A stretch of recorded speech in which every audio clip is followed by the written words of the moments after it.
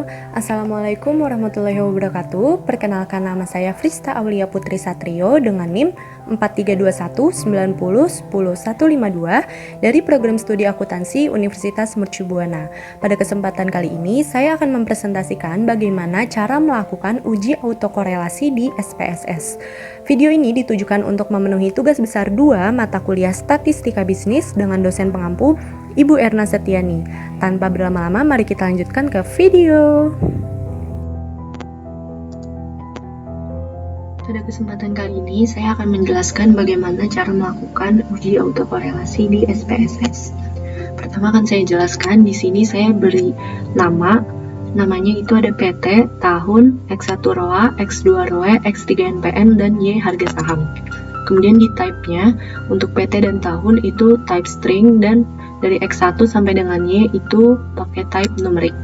Kemudian desimalnya untuk PT, tahun, dan Y harga saham desimal 0, dan untuk variabel X, X1, X2, X3 itu desimalnya 3.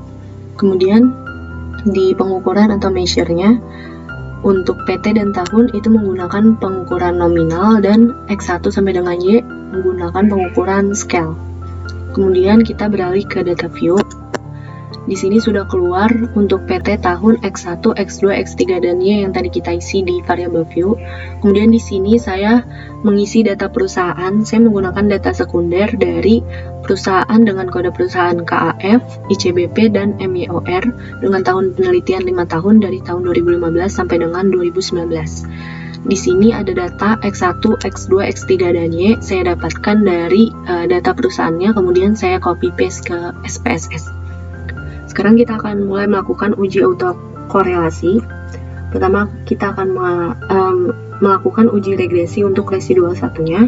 Pertama kita klik Analyze, kemudian kita ke Regression, kemudian Linear. Kemudian di sini sudah muncul kotak dialog untuk Linear Regression. Di independennya kita masukkan Y harga saham, di independennya kita masukkan variabel X, dari X1 sampai X3 di independen. Kemudian di statistik, kita klik yang Estimates, Model Fit, dan Durbin-Watson. Kemudian kita klik Continue. Kemudian di Save, kita klik. Di kolom residual, kita centang yang Unstandardized Residual. Kemudian kita klik Continue, dan kita klik OK. Nah, setelah itu, ini sudah muncul outputnya. Kemudian kita kembali lagi ke data view. Kemudian kita akan melakukan transformasi untuk leg residual 1. Caranya kita klik transform, kemudian compute variable. Nah, pada kotak target variable kita beri nama variabel barunya. Saya menggunakan nama leg residual 1. Kemudian di numeric expression-nya kita masukin formulanya, yaitu leg dalam kurung saya masukkan variabel residual 1. Residual 1 tutup kurung. Kemudian setelah itu kita klik OK. Nah, di sini di outputnya sudah keluar data tulisan execute. Kemudian kita lihat lagi di data view-nya. Di sini juga sudah muncul leg residual 1. Kemudian kita lihat di model summary-nya, di output, di model summary, untuk yang predictors constant, X3 NPM, X2 ROE, dan X1 ROA. Kemudian dependent variabelnya, Y harga saham yang ini, model summary-nya, kita copy paste, kemudian saya masukkan ke Word. Ini saya masukkan ke Word untuk memudahkan interpretasinya.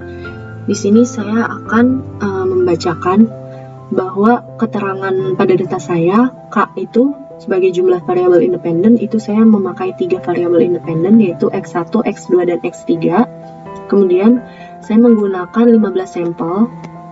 Nah, ini ada tabel Durbin-Watson ya.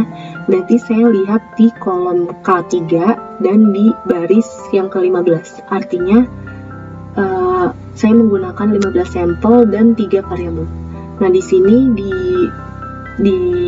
terlihat bahwa DU saya yang di sini itu adalah 1,7501. Kemudian DL saya 0,8140. Kemudian di DW, di tabel model summary, terlihat DW saya 1,982. Di sini saya tulis DW saya 1,982, kemudian DU saya 1,7501, kemudian 4 min DU saya mencarinya dengan 4 dikurang dengan nilai DU saya, yaitu 1,7501, maka ketemu 2,2499. Kemudian di DL, terlihat di tabel Durbin-Watson-nya, DL-nya itu adalah 0,8140, maka 4 min DL-nya sama seperti tadi, 4 dikurang nilai DL saya, itu ketemunya 3,186. Kemudian saya akan membacakan syarat untuk uji autokorelasi. Yang pertama, jika DW lebih kecil dari DL atau lebih besar dari 4 min DU, berarti terdapat autokorelasi. Nah, di data saya itu, DW-nya lebih besar dari DL, dan DW-nya itu lebih kecil dari DU, berarti yang nomor 1 pernyataannya salah. Kemudian kita cek yang di pernyataan nomor 2, jika DW terletak di antara DL dan 4 min DU, berarti tidak ada autokorelasi. Nah, bisa dilihat di data saya, DW saya itu 1,982. Kemudian DL-nya itu 0,8140 dan 4 min DU-nya 2,2499. Jadi dapat disimpulkan bahwa data DW saya itu terletak di antara DL dan 4 min DU. Kemudian yang pernyataan nomor 3, jika DW terletak di antara DL dan DU atau di antara 4 min DU dan 4 min DL, maka tidak menghasilkan kesimpulan yang pasti. Nah, di sini DW saya itu tidak terletak di antara DL dan DU. DL-nya 0,8140 dan DU-nya 1,7501, sedangkan DW saya itu lebih besar, berarti tidak terletak di antara DL dan DU. Kemudian di antara 4 min DU dan 4 min DL.